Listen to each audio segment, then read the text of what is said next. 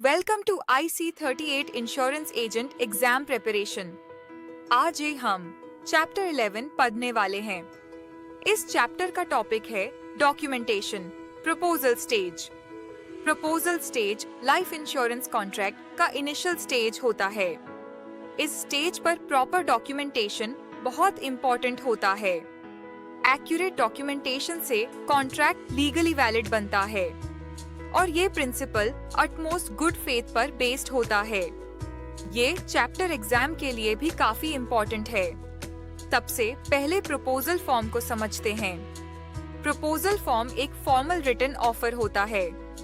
ये proposer insurance company को देता है। इसमें पर्सनल डिटेल्स मेंशन होती हैं, मेडिकल डिटेल्स भी इंक्लूड होती हैं और फाइनेंशियल इंफॉर्मेशन भी प्रोवाइड की जाती है। अंडरराइटिंग डिसीजन इसी प्रपोजल फॉर्म पर बेस्ड होता है। प्रपोजल फॉर्म पर प्रपोजर का सिग्नेचर होना जरूरी होता है। अब प्रपोजर का मीनिंग समझते हैं। प्रपोजर वो पर्सन होता है तो इंश्योरेंस पॉलिसी के लिए अप्लाई करता है।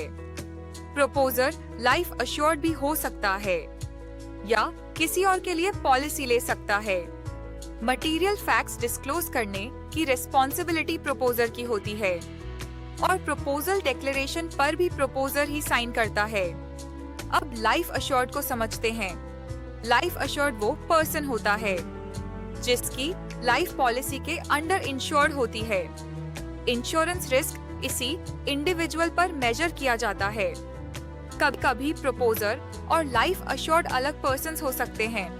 लाइफ अश्योर्ड पर मेडिकल अंडरराइटिंग अप्लाई होती है। अब मटेरियल फैक्ट को समझते हैं। मटेरियल फैक्ट वो इंफॉर्मेशन होती है जो अंडरराइटिंग डिसीजन को इन्फ्लुएंस करती है। एग्जाम्पल के लिए हेल्थ कंडीशन, हैबिट्स जैसे स्मोकिंग और ऑक्यूपेशन भी मटेरियल फैक्ट हो सकता है। अगर मटेरियल फैक्ट डिस्क्लोज न किया जाए तो पॉलिसी वॉइड हो सकती है।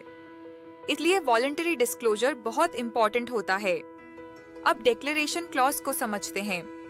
डिक्लेरेशन क्लॉज एक स्टेटमेंट होता है जो इंफॉर्मेशन की ट्रूथफुलनेस कंफर्म करता है। इस पर प्रपोजर साइन करता है। इसका लीगल बाइंडिंग इफेक्ट होता है और ये अटमोस्ट गुड फेथ का पार्ट होता है। अब एज प्रूफ को समझते हैं। एज प्रूफ लाइफ अश्योर्ड की एज वेरीफाई करता है। एज प्रीमियम कैलकुलेशन को डायरेक्टली अफेक्ट करती है। कॉमन एज प्रूफ डॉक्यूमेंट्स होते हैं बर्थ सर्टिफिकेट, PAN कार्ड और आधार कार्ड। पॉलिसी इश्यूएंस के लिए एज प्रूफ एसेंशियल होता है। अब KYC कॉन्सेप्ट को समझते हैं। KYC का फुल फॉर्म है नो योर कस्टमर। ये आइडेंटिटी वेरिफिकेशन प्रोसेस होता है।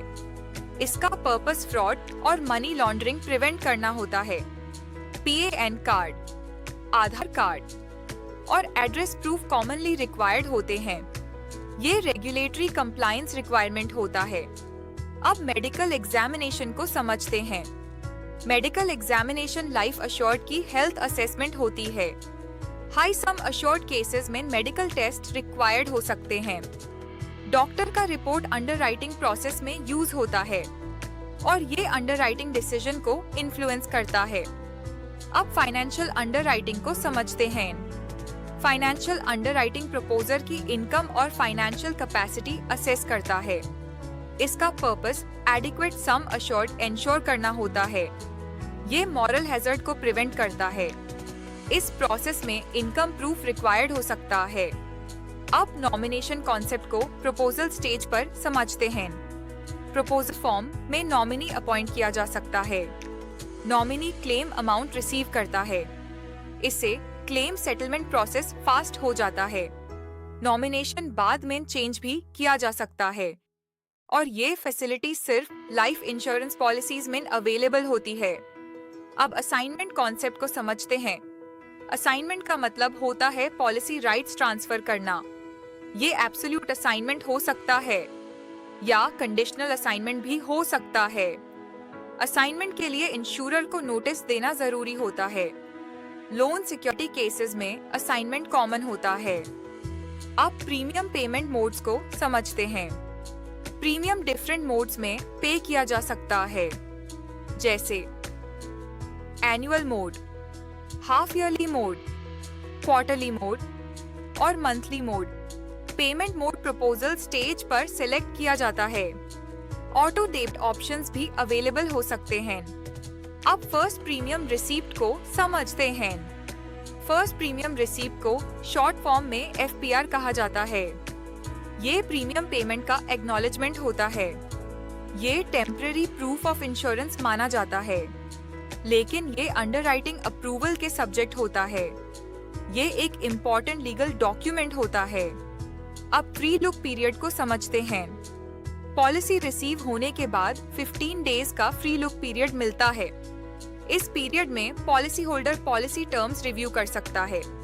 अगर पॉलिसी सेटिस्फैक्ट्री ना हो तो पॉलिसी कैंसिल की जा सकती है और डिडक्शंस के बाद प्रीमियम रिफंड हो जाता है।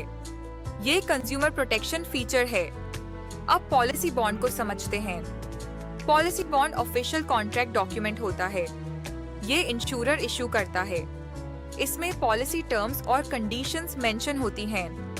ये इंश्योरेंस कॉन्ट्रैक्ट का प्रूफ होता है और अंडरराइटिंग एक्सेप्टेंस के बाद इशू होता है। अब अंडरराइटिंग डिसीजन को समझते हैं। अंडरराइटर प्रपोजल को इवैल्यूएट करता है। कभी पॉलिसी स्टैंडर्ड रेट पर एक्सेप्ट होती है, कभी एक्स्ट्रा प्रीमियम लोडिंग के साथ एक्सेप्ट होती है, कभी प्रपोजल पोस्टपोन किया जाता है और कभी प्रपोजल रिजेक्ट भी हो सकता है।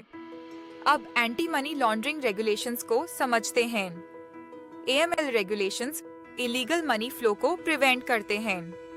सस्पिशियस ट्रांजैक्शंस को रिपोर्ट करना जरूरी होता है।